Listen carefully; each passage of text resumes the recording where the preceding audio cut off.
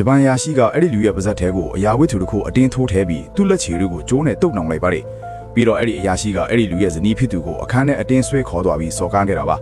ဒါကိုမြင်လိုက်ရတဲ့အဲ့ဒီလူကရင်ခွဲမတက်ခံစားလိုက်ရပါတယ်9စက္ကန့်လောက်ကြာတဲ့ခါမှာတော့အဲ့ဒီအရာရှိဟာဂျင်းနဲ့အားရတဲ့ပုံစံနဲ့အခန်းထဲကပြန်ထွက်လာခဲ့ပါတယ်အဲ့ဒီအရာရှိကအဲ့ဒီလူရဲ့တပည့်ဖြစ်သူကိုတော့အခန်းထဲဝင်ဖို့အမိန့်ပေးခဲ့ပါသေးတယ်အဲ့ဒီတပည့်ကချက်ချင်းညှင်းဆန်ခဲ့ပေမဲ့မမျောလင့်ပဲအရာရှိကပစ္စတိုတနက်ကိုထုတ်ပြီးချင်းချောက်လိုက်ကကြောင်းအဲ့ဒီတပည့်လည်းမကတ်တာပဲအခန်းထဲကိုအမြန်ပြေးဝင်သွားရပါတယ်အဲ့ဒီချိန်မှာတော့အဲ့ဒီလူဟာစိတ်ပြက်အားငယ်စွာနဲ့မျက်ရည်တွေကျလာခဲ့ပါတယ်3စက္ကန့်လောက်ကြာတော့အဲ့ဒီတပည့်ပြန်ထွက်လာခဲ့ပြီးနောက်ထပ်အရာရှိတစ်ယောက်ရဲ့သစ္စာရှိလက်ပါစီကလည်းအခန်းထဲကိုအလော်တကြီးပြေးဝင်သွားခဲ့ပြန်ပါတယ်ခဏကြာတော့သူလည်းပြန်ထွက်လာခဲ့ပါတယ်အဲ့ဒီနောက်ဂျပန်အရာရှိရဲ့ခွင့်ပြုချက်နဲ့အဲ့ဒီလူရဲ့ဇနီးကိုနောက်ဆုံးတော့လွတ်ပေးလိုက်ပါတယ်ဒါပေမဲ့တနာစရာကောင်းတဲ့အဲ့ဒီအမျိုးသမီးလေးဟာအပြင်ရောက်တဲ့အခါသူခင်မုန်းကိုနောက်ဆုံးနေနဲ့တစ်ချက်ကြည့်ပြီးနှုတ်ဆက်စကားပြောသွားခဲ့ပါတယ်ပြီးတဲ့နဲ့ဆယ်ရက်တိုက်ပေါ်ကနေခုံချပြီးချက်ချင်းပဲအသက်ဆုံးရှုံးသွားခဲ့ပါတယ်အဲ့ဒီလူဟာဘာမှမတတ်နိုင်ပဲကြည်နေုံပဲရှိခဲ့တာပါနောက်ဆုံးမှာတော့အရာရှိကသူ့ကိုတုတ်ထားတဲ့ကြိုးတွေကိုဖျက်ပေးလိုက်ပါတယ်သူဟာလူယူတယောက်လိုလေကားကနေအောက်ကိုပြေးဆင်းသွားခဲ့ပြီမယ်သူ့ဇနီးစီရောက်တဲ့အချိန်မှာတော့သူမဟာအသက်မရှိတော့ပါဘူးအပေါ်ကလူ3ယောက်ကတော့ကျင်းနဲ့နေတဲ့မျက်နှာတွေနဲ့ကြည်နေကြပါတယ်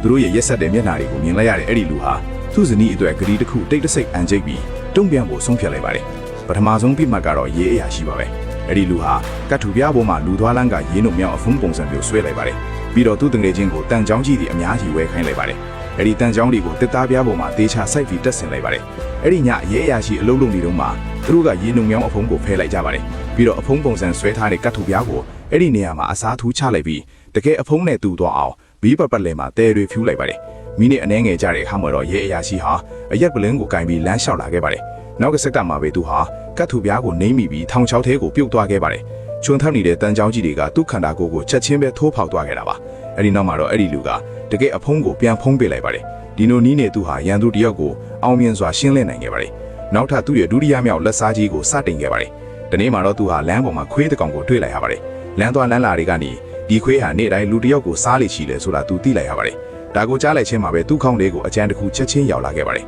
နောက်တစ်နေ့မှာတော့အဲ့ဒီလူဟာသူ့ဇနီးအတွက်နာရေးပွဲပြုလုပ်ခဲ့ပါတယ်မမျော်လင့်ပဲဂျပန်အရာရှိကလာရောက်နှောက်ယှက်ခဲ့ပါတယ်ဒါကိုအဲ့ဒီလူကကြိုတင်တွေ့စားထားစားပါသူဟာအရာရှိကိုပြစ်ခတ်ပေါ်လုံခြံတက်ဖြတ်သူတယောက်ကိုစီစဉ်ထားခဲ့ပါတယ်အရာရှိကအဲ့ဒီလုံခြံတက်ဖြတ်သူနောက်ကိုချက်ချင်းလိုက်သွားခဲ့ပေမဲ့ဒါဟာထောင်ချောမှန်သူမသိခဲ့ပါဘူးအစောကတည်းကသူတို့ဟာအခင်းကောင်မိုးပေါ်မှာစီတပုံးကိုလောင်းထားခဲ့တာပါအရာရှိကအဲ့ဒီဘော်ကိုနင်းမိတဲ့အခါချော်လဲပြီးအောက်ကိုပြုတ်သွားခဲ့ပါတယ်အောက်ကဝင်းထဲမှာတော့လူသားစားတဲ့ခွေးရှိနေပြီးအရာရှိဟာချက်ချင်းကြွေးတက်ခံလိုက်ရပါတယ်အဲ့ဒီသတင်းကိုကြားတဲ့အခါမှာတော့နောက်ထပ်ရန်သူတယောက်ကဒေါသကြီးဖြစ်နေပြီးဒါကိုအဲ့ဒီလူလောက်တာဟုတ်မဟုတ်မသေးကြဖြစ်နေပါတယ်သူဟာအဲ့ဒီလူကိုချက်ချင်းဖမ်းဆီးပြီးတန်လော်ရေးကြီးတစ်ခုထဲမှာထည့်ပေးထားလိုက်ပါတယ်အမှန်တရားကိုဖော်ပြဖို့စ조사ခဲ့ပေမဲ့ဒါဟာအဲ့ဒီလူချိုးတင်စီစဉ်ထားတဲ့အကွက်ထဲကိုစိုက်မဲ့ဝင်သွားတာပါသူဟာထောင်းရဲ့နောက်ွယ်မှာရဟန်းတွေအများကြီးကိုကြိုးတင်မြုပ်နှံထားခဲ့ပါတယ်အရာရှိကလောင်ရည်ကိုရေးထဲမှာနှိပ်လိုက်တဲ့အချိန်မှာအဲ့ဒီလူကဝက်ထားတဲ့ဓမြသေးလေးနဲ့သူ့ကိုချီထားတဲ့ကြိုးတွေကိုဖြည်းဖြည်းချင်းဖြတ်လိုက်ပါတယ်အဲ့ဒီအချိန်မှာပဲသူ့ရဲ့အပေါ်ကရဟန်းတွေကိုဖောက်ခွဲလိုက်ပါတယ်အဲ့ဒီလူကတော့ကြိုးတွေကနေလွတ်မြောက်နေပြီဖြစ်ပါတယ်